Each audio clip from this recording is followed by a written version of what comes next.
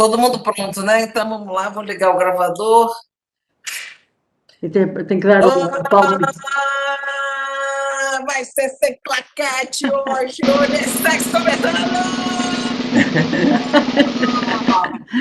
Vou apresentar Richard Zimbler, nossa, a gente quando estava lendo o Evangelho segundo Lázaro, me deu uma coisa na cabeça, fui seguindo aquela leitura. Você tem uma forma de escrever que me hipnotiza, uma coisa estranha, um transe. Engraçado, tem muitos escritores brasileiros que não sinto a mesma coisa, acho bacana, mas não fico tomada, eletrizada. E no Evangelho, mesmo fazendo uma leitura pequena, quando a gente viu, já estava todo mundo eletrizado, o clima. Então, hoje vocês vão conhecer no Brasil Richard Zimbler, o cara que fez o Evangelho segundo Lázaro, que é o livro mais eletrizante. Engraçado, eu falo filme, porque, para mim, eu farei um filme desse livro. E Ana de sempre, claro, porque hoje o Unissex vai falar de um tema que a gente ainda não chegou no Brasil, o Richard já chegou em Portugal, que é o que é que a gente aprendeu com a pandemia, que Jesus...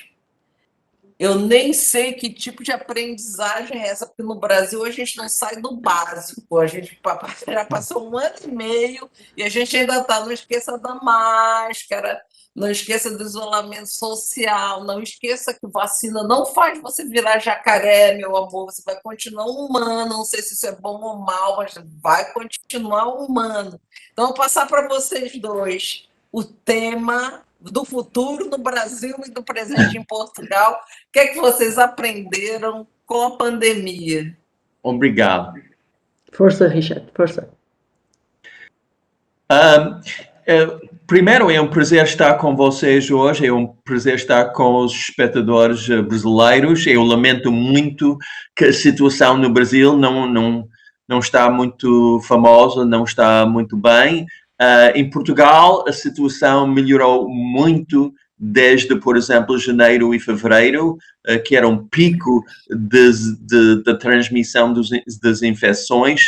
Agora estamos muito bem, embora o variante Delta de Covid-19 esteja a afetar Lisboa particularmente neste momento. Mas temos esperança que em Portugal somos bastante otimistas que, por exemplo, possamos ter um verão mais ou menos normal. Eu acho que normal já não existe para todos nós, mas um verão pelo menos em que a gente possa viajar um pouco, ver os familiares, ler, escrever, aproveitar uns concertos, etc.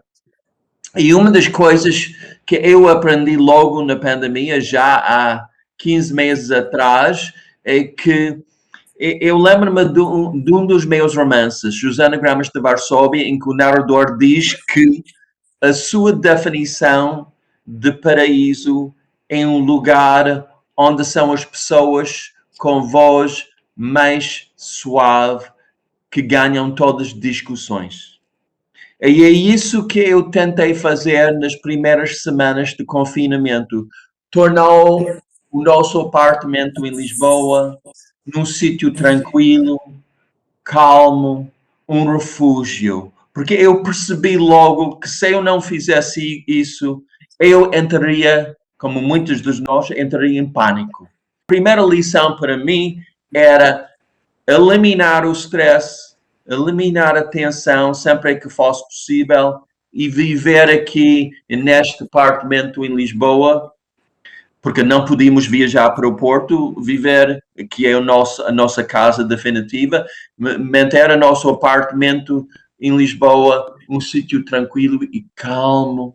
E aprendi também a ser muito, qual é a palavra em português? Muito gentil e simpático e meigo com o Alexandre, a minha outra metade.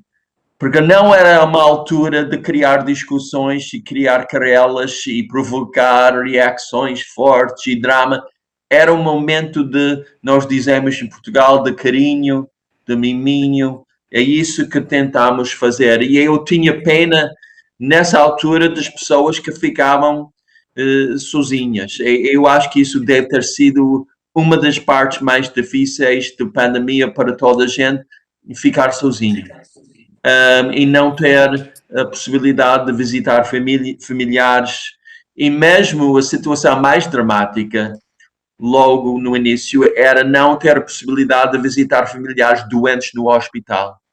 Não quero imaginar o sofrimento de alguém como a mãe, ou pai, ou irmão, ou filho no hospital, isolado, sem a possibilidade de receber visitas dos familiares. Eu acho que todos nós aprendemos que a pandemia poderia ser muito cruel, e daí a necessidade, vocês os brasileiros percebem isso melhor do que os portugueses, a necessidade de ter uma governação humana, uma governação de compaixão, de entendimento e de lógica, de raciocínio. Um governo que acredita na ciência, que acredita no conhecimento, que aplica as medidas necessárias para proteger os seus cidadãos. E sendo também metade americano, porque eu nasci nos Estados Unidos, tenho dupla nacionalidade, eu olhava para os Estados Unidos como um país completamente fora de controle. Com Trump a recomendar as pessoas injetarem desinfectante, com Trump a dizer que as máscaras não fossem necessárias, com Trump a fazer tudo para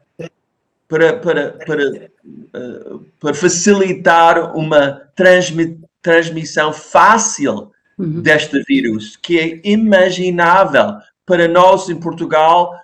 O governo brasileiro e o governo americano eram completamente, eu não sei a palavra, ainda essa semana a gente viu aqui, a gente vê todo dia, já é uma coisa tão assim. Chega um momento que eu não tenho mais vontade de ver televisão. O que aconteceu na prática é que o Bolsonaro entra, eu saio. Eu não tenho nenhuma possibilidade física de ocupar o mesmo espaço que ele, nem seja na televisão. É uma pessoa que me causa horror. Mas então, a lição que todos nós devíamos... máscara.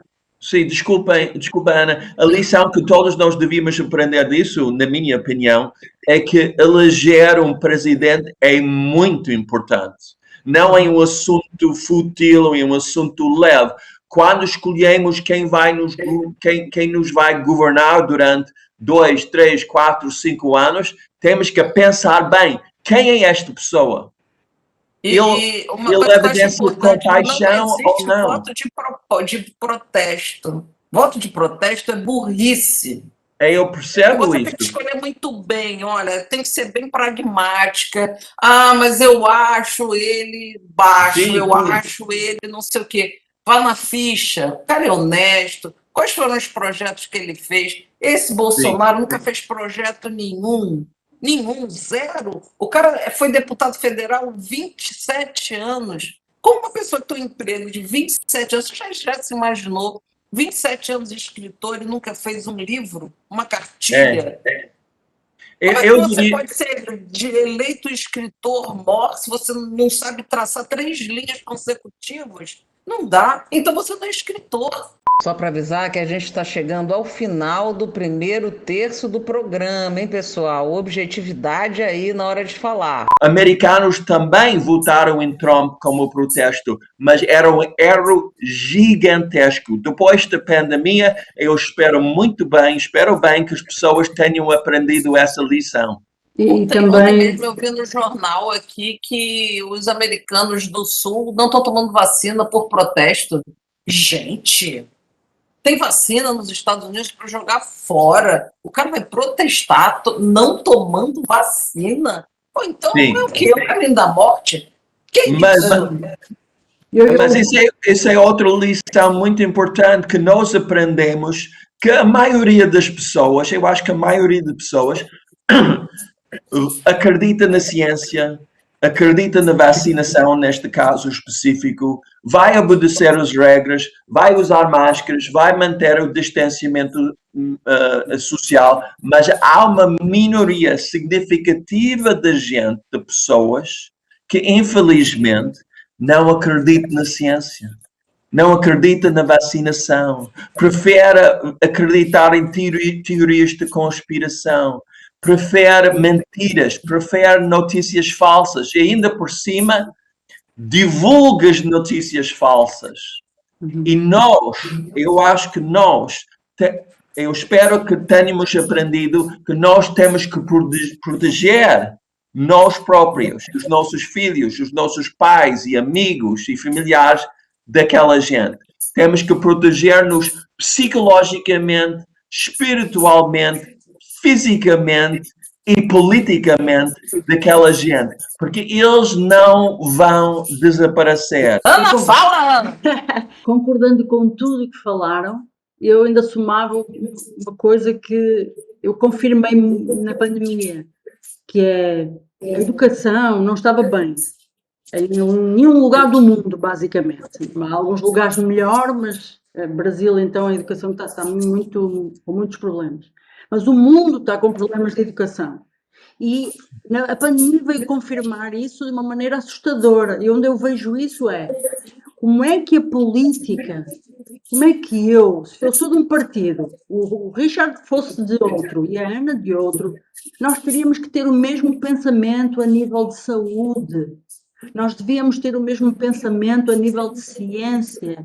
Nós devíamos ter o mesmo pensamento a nível de educação. O sentido político das coisas é outro assunto.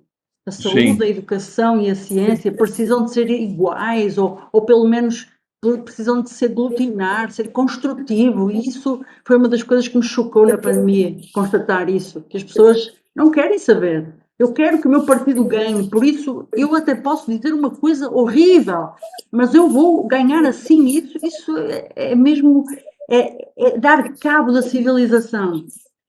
Eu acho que é mesmo isso que aprendemos, que há muitas pessoas que não partilham os mesmos valores. Não acreditam na democracia, não acreditam na ciência, não acreditam no conhecimento, preferem ser muito preguiçosos e acreditar em teorias de conspiração absolutamente loucas. Porque isso não envolve muito trabalho, não envolve pesquisa, não envolve estudar, não envolve ler um livro, basta ouvir uma teoria de conspiração doida que, por exemplo, que a Covid-19 não existe primeiro, ou mesmo se existisse, não passaria de mais de uma gripezinha, uma constipação. Gripezinha, que no Brasil nós ouvimos tanto. Isso é doença de velho, gripezinha. Aqueles que são homens vão lá e vão pegar. Quem é covarde que fica em casa. Então, pelo amor de Deus, então você vai lá em busca da doença, para disseminar a doença dentro de sua casa, só porque alguém, seja lá quem for, eu estou falando de Bolsonaro, mas podia ser o Zezinho. Alguém vai chegar na minha porta, vai chegar na televisão que eu estou assistindo para dizer que eu vou ser mais corajosa ou menos corajosa porque eu vou pegar um vírus, porque vou enfrentar um vírus. E quem enfrenta vírus se não é vacina? Sim. Quem é capaz de chegar lá de peito aberto e dizer, venha vírus, que eu agora vou te dar uma cacetada? Que isso? Mas é falta de conhecimento e de respeito pela ciência. Mas diga, Richard, diga. E também é uma utilização de linguagem. Eu sou escritora, eu noto a linguagem utilizada pelos políticos e cientistas e outros. E os jornalistas adaptaram logo uma linguagem de guerra. Vamos lutar contra este vírus utilizando os meios de guerra, vamos esmagá-lo. E os enfermeiros e os médicos eram combatentes na linha da frente, etc. E eu acho que isso foi muito mal.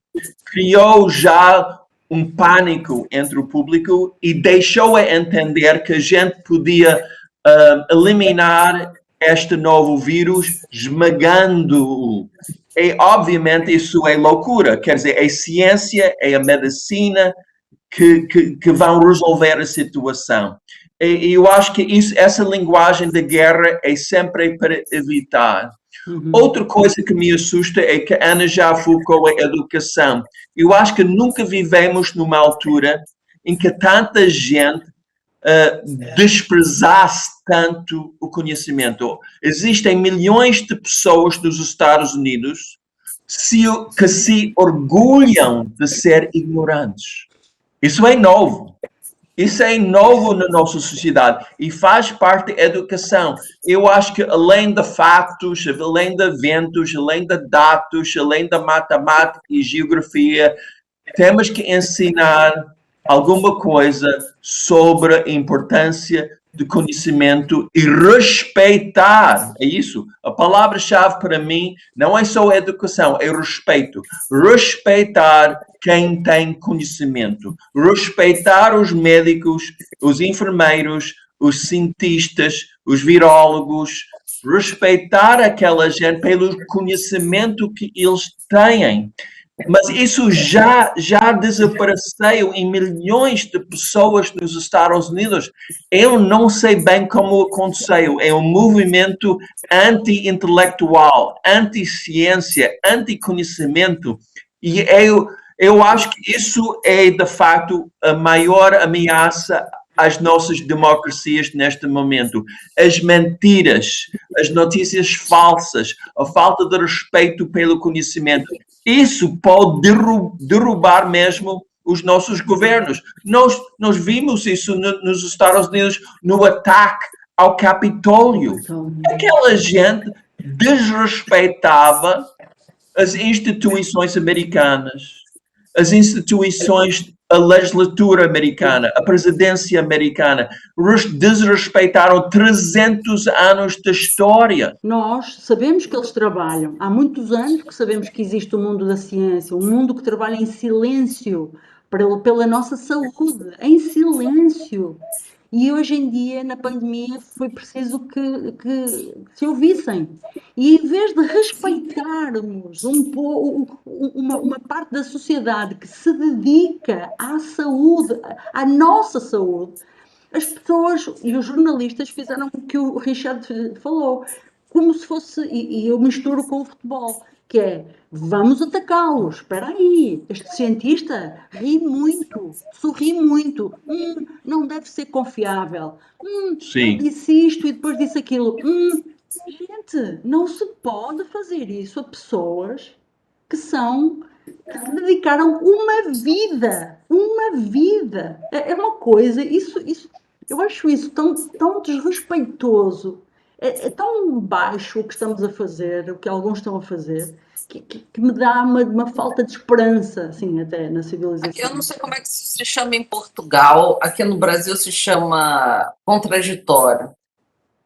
Não existe contraditório quando você discorda da ciência.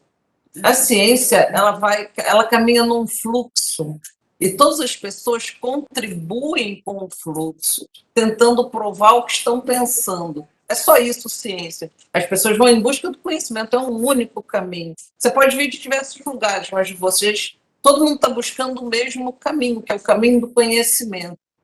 Não existe discordância de o caminho da ciência está indo para o norte, mas eu tenho direito ao contraditório. Quem acha que tem direito ao contraditório é burro. É uma coisa simples, clara, que a pessoa precisa entender. Olha, eu estou querendo ir contra o fluxo do conhecimento. Ou acho que estou sendo burro, preciso voltar atrás, olhar no espelho e dizer, eu prefiro destruir uma sociedade inteira só porque eu quero ser desobediente. Ora bolas, vá se jogar no chão e fazer malcriação sendo adulto. Bora apertar o passo, porque a gente entrou no terceiro terço do programa, hein? Plim, plim, plim, hein? O sinônimo de negacionismo é burracionismo, porque é um monte de gente que se une para ter ataque de burrice. E quem é inteligente, pelo menos minimamente, fica assistindo aquilo e não sabe muito bem como reagir. Pois. Porque você vai dizer o quê? Quando a pessoa olha para você e diz que a Terra é plana, o que você vai Sim. sentir além de pena? Gente, Galileu já viveu, já morreu, já reencarnou, já desencarnou. Você ainda está nisso. Essas outras pessoas aproveitam para invadir o espaço, provocando, sendo agressivas. Não é?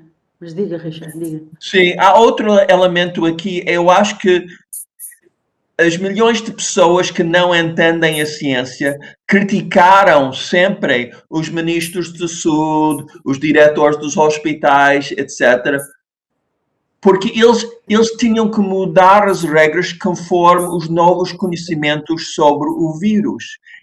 E eles recebiam muitas críticas. Ai, vocês já estão a mudar esta regra sobre máscaras, ou distanciamento social, ou já disseram que o vírus não pode ser transmitido aqui e agora dizem que pode ser transmitido.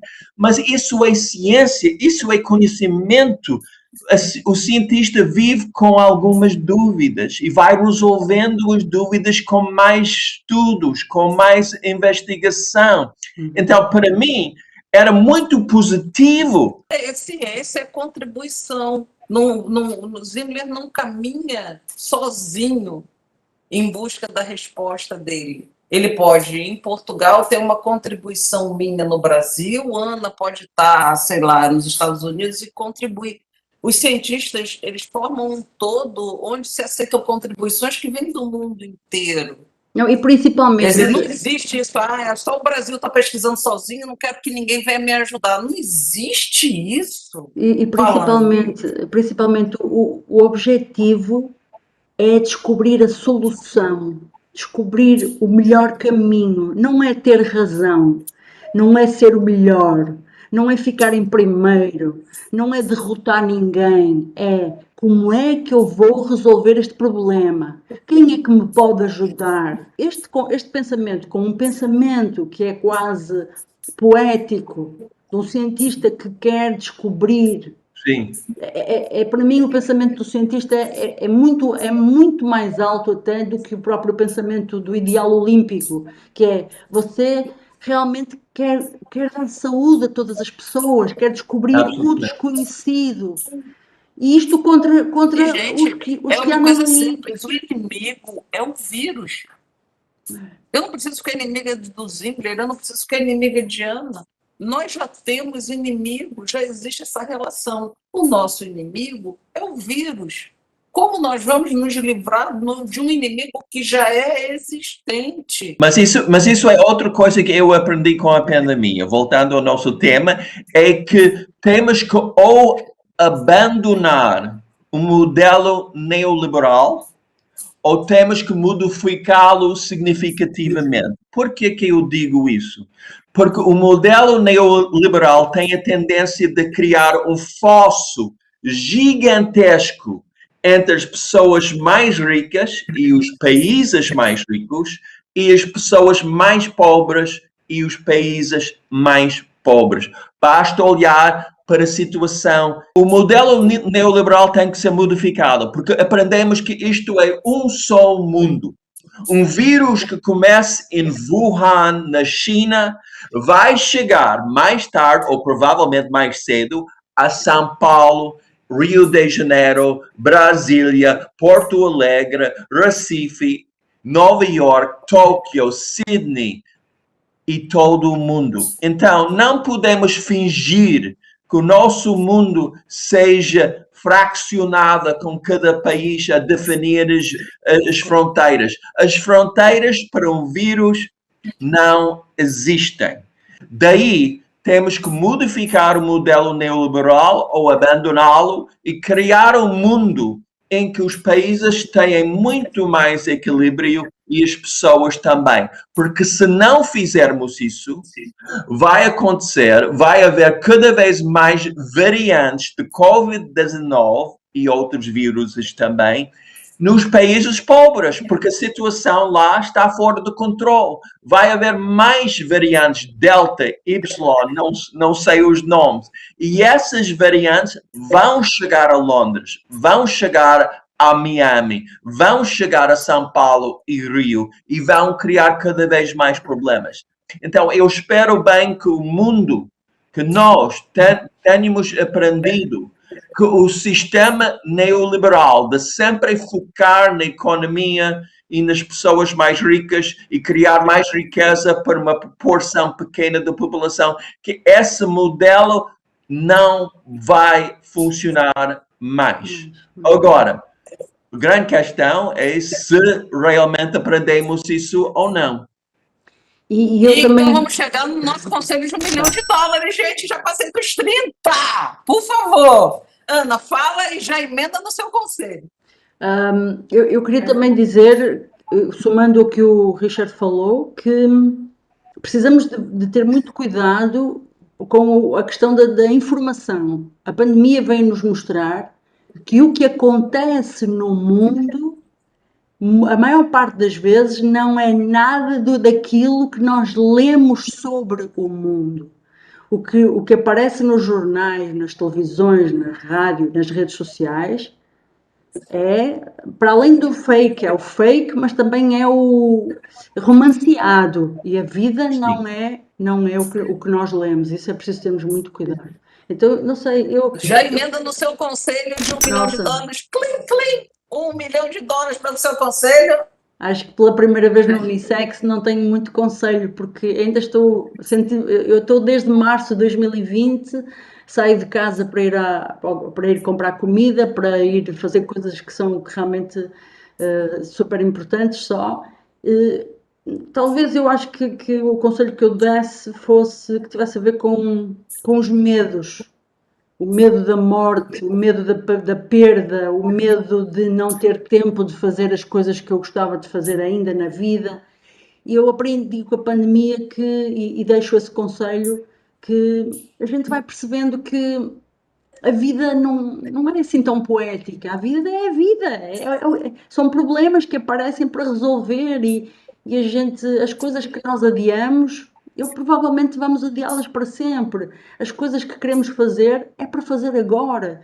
Aquilo que nós queremos viver é agora. E quando tivermos que ir embora, temos que perceber que é a nossa hora. E eu acho que eu aprendi com a pandemia isso. A perda realmente faz parte, a morte faz parte. Eu tentei sempre, acho que um pouco fugir disso, mas a pandemia trouxe-me isso assim. Isto faz parte da vida. Então é um pouco isso, meio confuso, mas é esse o meu conselho. Pois. E aprendemos também que, segundo algumas pessoas, certas vidas valem mais do que outras. Eu já vi tantas vezes, mas ela tinha 72 anos. Bom, não, ela ia morrer mais tarde ou mais cedo. Eu tinha 80. Mais tarde ou mais... Quer dizer, isso irrita-me imenso. Porque uma pessoa com 72 ou 80 anos é tão valioso como eu ou como qualquer outra pessoa. E ainda por cima, é um pai ou mãe de alguém, ou tio ou tia de alguém. Tem irmãos, tem familiares, tem grandes amigos. Então, uma perda é uma perda. E esta desvalorização das pessoas conforme a idade, eu acho um preconceito diabólico. Diabólico mesmo. E eu não entendo como não aprendemos o valor de qualquer pessoa. Isso irrita-me tanto, tanto, tanto. Não há palavras. O meu conselho de $1 milhão, um trilhão. Hoje vou dar um conselho muito caro. É que nós precisamos passar o código com que a gente se comunica para todas as pessoas. Nós temos que ser pródigos em dividir palavras, conversar, nos comunicarmos com as pessoas, porque elas estão se enclausurando nos logaritmos do Facebook, de todas as redes sociais, e não conseguem sair da armadilha daquele mesmo vocabulário, daquelas mesmas ideias, e você está aprisionando sua mente. Então, o meu conselho para os caras que têm filhos, para as pessoas que conhecem uma criança pequena que passa pela rua, conversem com elas. Começa a procurar o mundo, aonde está o mundo, que é aonde as pessoas pensam. As pessoas não nascem com certezas. As pessoas precisam entender isso. A nossa vida, o divertimento da nossa vida é tentar descobrir as respostas para as nossas inúmeras incertezas. Elas são inúmeras. Você vai morrer com muitas. Ninguém morre com resposta. Acho que quanto mais a gente fica velho, mais a gente percebe que a sua vida é preenchida de perguntas. Então, conversem, conversem. É uma coisa interminável. Estimulem seus filhos, conversem com sua mulher, conversem. Sim. Vocês precisam entender qual é o funcionamento das coisas. Vai, pronto, acabamos? Você quer dar mais um conselho, Richard? Te dou mais Ok. um minuto. O meu conselho é quase sempre igual. Miminho, carinho. Todos nós estamos a viver uma situação de muito estresse, uma situação perigosa, uma situação de tensão, uma situação de discussões entre amigos, entre partidos políticos, entre maneiras de pensar. Eu acho que, pelo menos durante algumas horas por dia, temos que encontrar o nosso refúgio. Pode ser um jardim, a nossa casa, um quarto, pode ser o computador, pode ser um livro.